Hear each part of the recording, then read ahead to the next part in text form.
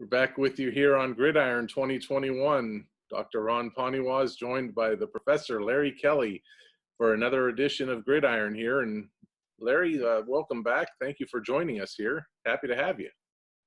It's always a pleasure to be with you, Ronnie, and my man, Pete Sirianni.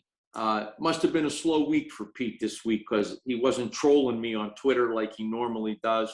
Or maybe it was a busy week for him this week, but always great to be with you guys. I enjoyed talking high school football, especially in Western Pennsylvania and particularly in Lawrence County. He's got stuff in the hopper. He's just waiting to unleash it. That's what I'm sure he does. I'm sure he does. All right, so we have we're going to tell you about an athlete of the week that had quite a special performance for his team. Larry will have his say-so on the state of his Red Hurricane, because he is a Newcastle guy, as he would love to tell you. And then from there, we will have a little bit of a topic here right after that. And then we will tell you about the teams and the matchups for this week, Friday, September 24th, and Saturday, September 25th. But first, athlete of the week, and it is Union High's Jackson Clark, running back linebacker. He's a senior, 5'11", 191 pounds. He had 17 carries, 84 yards, and a touchdown. It was a 4-yard run. He also caught 2 passes for 41 yards and made a huge stop at the goal line in the first half on a Rochester ball carrier. 4th and 6, the ball carrier got to the 1. Jackson Clark made sure he did not get any further as he knocked him out of bounds and turned the ball over on downs over to the Scotties. And then Union naturally later went on to win 16-0. Jackson scored the first touchdown and added that conversion. So Larry, what a performance by Jackson. Absolutely, and a huge win for the Union Scotties. Anytime you beat Rochester, you've had a good day, and that's a big win. And that is a game that we talked about last week that'll kind of be a statement game that we're going to know a little bit more about Union after that game. And they stood tall, and Jackson Clark was special in that game. 17 carries, 84 yards, touchdowns, 2 passes for 41. So, he provided over 100 yards of offense. It's a great game, but I think there should have been dual athletes of the week, because I think the second athlete of the week should have been Josh Wilkins from Mohawk. The young man kicked 3 field goals, 2 of which were over 30 yards on a natural grass field out there at Mohawk. It was a special performance by that young man also in a huge upset where Mohawk beats Neshannock, I think, for the first time in several years. So, Jackson Clark, worthy of athlete of the week, huge win for the Union Scotties. He stood tall for his coach, Stacy Robinson. Big win for Union moving forward, but it was also a big win for Mohawk. And without the young man, Josh Wilkins, without his right foot, it wouldn't have happened. So a couple great performances this past weekend. Sure. Union High School, they're starting at the top, the Big 7 conference, moving forward in conference play. They're 1-0. Really, Larry, are we thinking maybe the competition is Olsh, Our Lady of the Sacred Heart? And naturally Shenango will give him a battle. Fort Cherry, I'm not huge on Fort Cherry. Northgate, I think they can handle Northgate. They've already beaten Rochester. I don't know. I don't want to crown them conference champion, but I would say that game against Olsh in a couple weeks, that's going to tell the tale. As long as they don't let down this week when they go down to Northgate, certainly. Yeah, Olsh will be tough, but football's a long season. Injuries play huge roles in the ultimate outcome. Union, they don't have a lot of players on the roster, and I'm sure if you ask Coach Robinson, he will tell you that he doesn't have a lot of depth because of that. So if they can stay healthy, I like the Scotties. I really do. I know Stacy will coach them up. They got some great athletes out there. They got playmakers out there. I like what I see so far. Yeah, Jackson Clark, he plays running back. He plays linebacker, as I mentioned. He's also the place kicker, also kicks off. He punts. Probably goes through the stands and offers popcorn, but again, he's on the field, so I guess he's not a popcorn vendor. He does everything for that program. Just a whale of an athlete. Very special to watch. If you haven't watched the Union game, and you can find a way to get to a game this year, or check out his highlights or something, that they're very special. He's quite a talent. Not surprising. When you have a great athlete like that at the high school level, it is not surprising that athlete will do almost everything for his team and do things to help them win. And that's what he did on Friday. Big win for the Scotties. For the U, I should say. The U, as they say. All right. There's one thing I learned growing up around here. People should look out for each other. Be friends and neighbors that you can count on. So it bothers me when people who are hurt in automobile accidents get bullied by the insurance company. I don't let bullies run over my clients. I do what I was taught growing up. Step up, stand up, and speak up for those who can't. I'm Larry Kelly, and I'm a Newcastle guy. We had quite a week last week. I think when we went out to games on Friday night, maybe we had an idea who was favored, who possibly could win, maybe who would win. If you go by Larry's picks and possibly the consensus picks, I think Larry might not have had as good of a week as he normally would have. I think he would have had Neshannock over Mohawk, correct? I did. Okay. Would you have had Rochester over Union?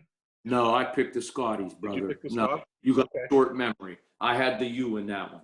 I don't remember that one. I'm sure you probably did. Go review the tape, as they say. I believe you. I'm pretty sure you had Laurel beating Beaver Falls. I did. Big win for the Spartans. That's amazing. That program, the way they're playing right now, and the horses that they got on the line, and the running backs. Laurel, what a program! What a spot for them. A couple years ago, they were doing real well early in the season, shutting people out, beating teams real big scores, and I don't even know if they made the playoffs that year. Well, if you recall, I think there was one year they had a great season and didn't make the playoffs, and maybe that's only because they took one team out of that conference. But listen, the pedigree at Laurel is longstanding. They've had great football out there for 50 years. So anything they do does not surprise me. Yeah, listen, they'll be in the playoffs this year, and it's going to be a deep run for sure. It could be a Whitfield champ. You never know. Union's win over Rochester, that was very impressive. I remember Friday night I was in the Taggart Stadium press box, and I had heard a score, nothing going to the fourth quarter, and I thought, really? Because once you get to the fourth quarter, and if it's a one-score game, and then that one it was tied, it's anybody's ball game. Sure. So, and Union's at home, certainly can match up with them. I was feeling pretty good about a Union win at that point. And then you got Mohawk's upset of Neshannock. I don't know if too many people saw that one coming. I watched that game. That was no fluke. I know Neshannock had some injuries during the game, but that was no fluke. Let me tell you something. Mohawk went toe-to-toe with them, played them tough, and made some big plays down the stretch. And as I said, Josh Wilkins was the difference with 3 field goals. Yeah, Mohawk looked like a really good football team on Friday night. Yeah, what a great coaching job by those guys. They walked off the field the week before, and pretty much had a lot to do in the days after that loss to Rochester. They didn't look very good. They didn't play very well. So they had a lot to correct. And then come on top of it, you have a good team like Neshannock coming in, and it's a conference game. And somehow they got those kids focused right. They got their minds right. They were ready to go right from the start. And, they just took it to Neshannock. They were more physical than Neshannock. I watched the game. You may be right. It was a game. It was a very physical game. There was a lot of hard hitting, and at the end of the day, Mohawk made a few plays down the stretch that made the difference, and big win for Mohawk. Big win, and they deserved it. It wasn't, it was a big win, and they were the better team that night. Yeah, and does Laurel look at that and say, okay, we got Beaver Falls out of the way. We're 1-0. Shannock's already got a loss. Are they kind of, doing a little bit of secret celebrating, feeling pretty good about themselves, or is it too early to even be thinking about what lies ahead and records and things like that? It's way too early for that. It's way too early for that. One day at a time, one game at a time. Next game is the way you have to look at that. And I'm sure that's what the coaches at Laurel are doing. It's way too early to think about Neshannock, because Neshannock saying, hey, if we run the table, we're going to win this thing. So, and that's their plan. They want to run the table, but they got to beat Beaver Falls. They got to beat Laurel. And, they can do that. Right. Okay. Well, that is our topic for this week. We will come back in a moment and tell you about the matchups that we have. So don't go anywhere. Okay. One more segment. All right, brother. Want to do a game this week? I don't know. We'll see. Depends what the weather's like on Friday. Newcastle's not at home.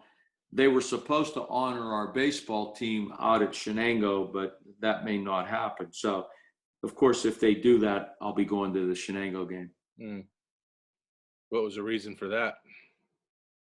The reason for honoring us? No, for not on for. Oh, I don't know. Apparently, they haven't made a decision yet. I know why. I know why they would honor you. I don't know. Apparently that was the plan, and then all of a sudden, they may not do it. I think they wanted to do a couple teams, us and maybe the girls team, and I don't know if everybody was available or what the situation is. So that's still up in the air. Okay. All right. Sounds good. Well, we've got the upcoming games here. We're going to do that when you're ready. Let's go. Let's do it. All right. In 3, 2, and 1. Okay, we're back with you here on Gridiron. Professor's fired up and ready. He wants to roll, so we're rolling here. Our matchups for Friday, September 24th. These games are all 7 p.m. games, and they are all, well, they're not all conference games. I guess I have to wait another week to say they're all conference games. First off, Newcastle, 3-1, non-conference, at Central Valley, 4-0. I think we all know what Central Valley has, 3A classification, defending WPIL and state champs. It's going to be a test. It's going to be a real big test for Newcastle, but I can guarantee you that Joe Cowart and his staff is really buckling down that program this week and getting them ready for that road trip to Central Valley. Well, again, this is going to be another statement game. They had one against Mars. They passed it with flying colors. Quite frankly, I don't know if they have the firepower to beat Central Valley, but I hope this is going to be a battle. I hope that, it goes to the fourth quarter and the game's still up in the air. So it'll tell us a lot about Newcastle moving forward. Yeah, and I liked what Joe Cowart said after the game. If we look great, it's not going to define us, and if we don't look great, it's not going to be the end of our season. More or less saying, hey, it's non-conference. It's just as he continued, it's just another chance to go out there and perform and show what we've got and try to be the best football team that we can be. So I got news for you, brother. Listen to me. If Larry Kelly's in the locker room before the game, that's not the speech I'm giving. You hear me, brother? It's time to put your big boy pants on. And let's see if we are big boys. Put them on. Let's see what we got here. That's what I'm telling my guys. That's the speech I'm giving. Put your big boy pants on. Let's see what we got. Let's see who we are. Because you are playing against one of the best teams in the WPIAL. I'm sure he probably will give that speech. But, in the moment last week, he pretty much, put it out there like that. And that's, I agree with him. It's non-conference, it's just a chance to go out there and see what you got and see how you stack up against one of the state's best programs. All right. Elwood City, 0-1 in Midwestern Conference action, 0-2 overall. At Beaver Falls, 0-1 in conference, 0-3 overall. Nick Nardone is the Beaver Falls coach, and he is an Elwood City product.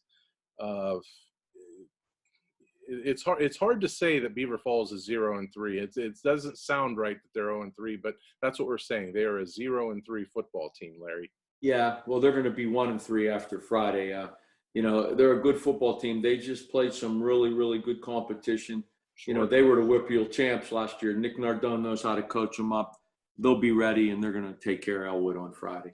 I believe they've lost to Blackhawk, Aliquippa, and Laurel, correct? And Laurel, right? Yeah. So Pretty that's tough team. That's a who's who around the WPIL. Certainly Aliquippa and Laurel. No question. Yeah. That would extend the streak, I believe, to 20 in a row for Elwood City. And does it look like they're going to get off the schneid? Is there New Brighton last year only beat them 6-0. This year it was 27-0. Midwestern, boy, the Midwestern's a tough conference. Is there anybody in there that we're looking at? Freedom's 2-2. Mohawk, that might be a game, but the way Mohawk played against Neshannock, I don't know. Listen, it's not about wins and losses at this stage in their program. It's about getting better. It's about getting better. It's about, working on the fundamentals. It's about doing the right things. And if you fall in love with the process, sooner or later, the wins will come. Absolutely. All right, Laurel 1-0, 4-0 overall at Riverside, which is 0-1, 0-3. This is a Midwestern Conference matchup, and Laurel, big win last week, but they can't dwell on it. That has to be a 24-hour rule. Enjoy it, celebrate it, and when it's time to go back to work on Monday afternoon after school, it's time to go to work. And they will. Riverside is having a down season this year. My dear friend Ronnie Shiro, he retired at the end of last year. Great coach, great pedigree, but Riverside's a little bit down, and Laurel's not going to take anything for granted. They're going to be 5-0 after Friday. Is Riverside still a predominantly run-oriented offense? Yes. I'd be surprised if they weren't. Haven't seen them this year, but that's kind of the pedigree of their program, and that's what they've done year in and year out. So I would expect that to continue on Friday night. Yeah. Freedom 1-0, 2-2 overall at Neshannock, 0-1, 3-1 overall, a Midwestern Conference matchup. I would hate to be Freedom in this spot. Going into the Lion's Den, so to speak, to Neshannock, they're going to be like a bunch of angry hornets. I'm sure they're going to be fired up. I expect Neshannock to score first. I expect them to score plenty Friday night, and I expect a big Neshannock win. I think the Lancers are going to take care of business, but they lost Lucci DeLillo. He's probably out for the year. Cameron Owens suffered a concussion. I don't know if he's been cleared to play. Their quarterback, Sommerfeld, he was injured last week, and I don't know if he's going to play. But they have a little bit of depth, and I don't think it's going to be an easy game, but I think Neshannock will take care of business on Friday. Union 1-0, 3-1 overall at Northgate, 0-1, 1-3. This is a Big 7 matchup. Again, Union, enjoy that win over Rochester, but you got to get back to work. And I was up there earlier this week at Union for Athlete of the Week and stuff like that, and they were already talking about Northgate. They had already acknowledged that Rochester's in the past, and they got to move on and take care of business the rest of the way. Here it is, baby, right there, the U. They'll take care of business. They'll be ready to go. It's a good football team, exciting to watch, a lot of great athletes, and I expect them to win and keep the momentum on Friday night. I believe squad up is their mantra, isn't it? Do they still go by that? I know they used to have that battle cry, squad up. I don't know. I don't know. Okay. All right. Well, you look into that, Larry. I will. I'll call Stacy. I'll find out. The Shenango Wildcats, really simple. Who can I count on? Count on me. That's our battle cry. There's got to be a growl there with it too, though, right? No growls. Count on me. Who can I want guys I can count on. All right. Mohawk 1-0, 2-2 at New Brighton, 1-0, 2-2. This is going to be a big game. Big game. Yeah. And a good game. I think this is going to be a good game. Listen, if Mohawk plays the way they played last week, they're going to win again. And it wasn't just Josh Wilkins kicking field goals. They controlled the line of scrimmage against a team like Neshannock, who normally controls the line of scrimmage. They made plays. They did all the little things right. They didn't beat themselves with penalties. It's going to be a great game. Yeah.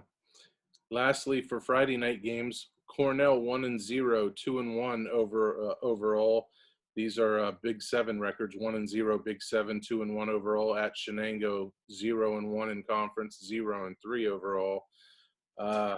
Boy, Shenango last year's WPIL semifinals, falling on hard times with a lot of guys lost to graduation and other circumstances. Really need to get a win here, especially early in the conference season for confidence sake, for one thing, and to turn this thing around. It's got to start Friday night. Sure, and I think it will. Again, you have young players playing in skill positions.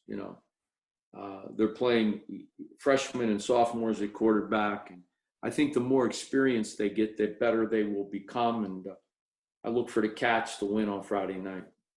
Larry, how difficult is it for a kid that might have been a sophomore or junior the previous year on a team that was ultra successful, regardless of what sport we're talking, football, basketball, baseball, tennis, whatever the sport is, you're ultra successful the previous year, lose a lot to graduation, and then you start off slow, you're winless through 3 games. Does that start kind of deflating a student athlete's mentality? Does that kind of break their will early in the season, or how do they regroup from that? It could. However, it's up to the coaching staff to make sure that it doesn't. And you look for certain measurables that are not always the final score. Are we doing a better job creating space for our running backs? Are we doing a better job, making sure the gaps aren't there on defense? Are we doing a better job in our special teams? And if we're doing a better job and getting better in those areas, then the wins will come. And that's what you have to continually preach as a coach. You got to keep. Nothing great was ever accomplished without enthusiasm, and you got to make sure your team remains enthusiastic. Saturday, September 25th, we have a District 10 Region 1 Classification 2A matchup. Lakeview 0-2, 1-2 overall at Wilmington, which is 2-0 in region, 2-1 overall. Lakeview is usually a down type of a program. They beat, if I remember correctly, Titusville earlier this season. That's their lone win. I expect Wilmington to dominate pretty easily. And to answer your question from last week, Larry, you are correct, sir. And I hate saying that. Larry Kelly is correct, but I will say it. You heard me. Farrell is in their region. They will be playing, I believe it's either October 1st or October 8th. I want to say it might be October 8th. So there you go. That looms large for Wilmington. Yes, and this game will be decided by halftime.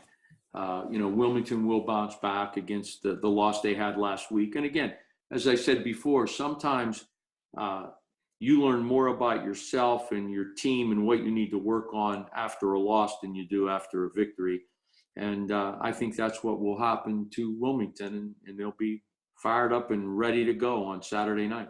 Yeah, they were able to put that Liberty Benton loss aside last week and beat Greenville pretty handily, 42-15. So that was nice to see, getting back into District 10 action and being able to conquer the competition, so to speak. All right.